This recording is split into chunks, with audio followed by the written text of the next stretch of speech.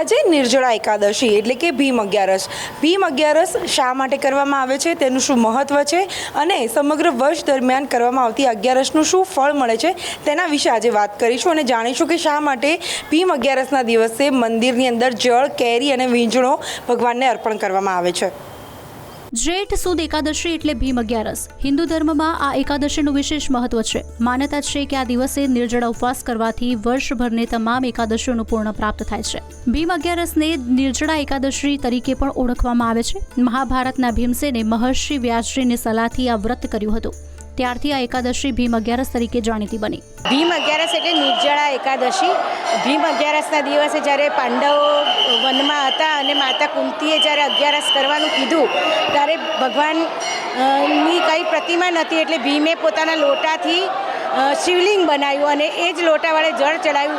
ત્યારથી લોકોએ એવી કલ્પના કરી લીધી કે જ્યાં શિવની આરાધના કરવી છે અને જળનું મહત્ત્વ જણાવવું છે તો લોટો હોય તો શિવ હાજર થાય છે। એટલે નિર્જળા એકાદશીના દિવસે ભગવાનને જળ અર્પિત કર્યા વગર પાણી નથી પીવાતું, એટલે આ જળ ચડાવવાનો મહિમા ચાલુ કર્યો જનતાએ। અને અયોધ્યા રામ મંદિર જ્યારે જન્મ થયો ત્યારથી જ આ પ્રથા ચાલુ થઈ ગઈ અને જળ ચડાવીને ભગવાનને ઠંડક આપીને પોતાને મનને તૃપ્તિ માટે લોકો કે ભાઈ અમે અભિષેક કર્યો આ જગતનો, એના માટે આ જળયાત્રા ચડાવે છે। આજે ભીમ અગિયારસ અને નિર્જળા એકાદશી જે રીતે હમણાં જ પુરુષોત્તમ મહિનો ગયો અને અધિક માસની આપણે આખો મહિનો ભગવાનને સંપૂર્ણ દાન એટલે કે માલપુઆનું દાન આપ્યું। હવે ભગવાનને આ નિર્જળા એકાદશી આજે છે તો આ મહત્તમ ઉપર આજે માટલીમાં પાણી ભરવાનું ઠંડુ અને ફળ મૂકવાનું, વીંઝણો મૂકવાનો, એમ કે પંખો મૂકવાનો, આ માતમને અહીંયા આખા સમગ્ર નગરજનો આજે અહીંયા આવે છે, આ ઉત્સવ મનાવે છે। આ દિવસે ભક્તો અન્ન જળનો ત્યાગ કરી ભગવાન વિષ્ણુની ઉપાસના કરે છે। ધાર્મિક ગ્રંથો અનુસાર આ વ્રત કરવાથી તમામ એકાદશીનું પુણ્ય પ્રાપ્ત થાય છે અને જીવનમાં સુખ સમૃદ્ધિ આવે છે। ઉનાળાની ઋતુને ધ્યાનમાં રાખીને મંદિરોમાં ભગવાનને જળ ધારા કરવામાં આવે છે, સાથે જ કેરીનો ભોગ ધરાવવામાં આવે છે અને વીંઝણો વડે ભગવાનને ઠંડક આપવામાં આવે છે। આ પરંપરા ભક્તોના સેવા ભાવ અને સમર્પણને દર્શાવે છે। આજે ભીમ અગિયારસ છે એટલે કે નિર્જળા એકાદશી છે।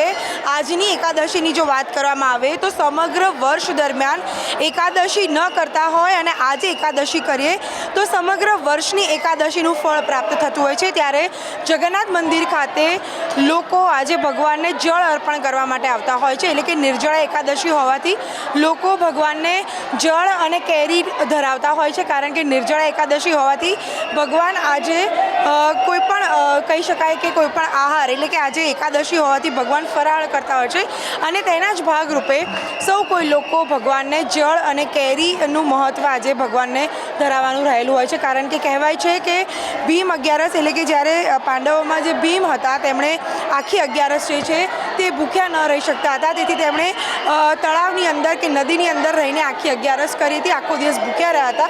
તેથી જ આજે ભીમ અગિયારસ તરીકે ઓળખાય છે અને નિર્જળા એકાદશી એટલે કે સમગ્ર વર્ષ દરમિયાનની જે એકાદશી છે તેનું ફળ આજે પ્રાપ્ત થતું હોય છે। ભીમ અગિયારસના દિવસે દાન, જપ, તપ અને ભગવાન વિષ્ણુના નામ સ્મરણનું પણ વિશેષ મહત્વ માનવામાં આવે છે। મોટી સંખ્યામાં ભક્તો મંદિરોમાં પહોંચી ભગવાનના દર્શન કરીને આશીર્વાદ મેળવતા હોય છે। Brinda Raval, TV 13 digital, Ahmedabad.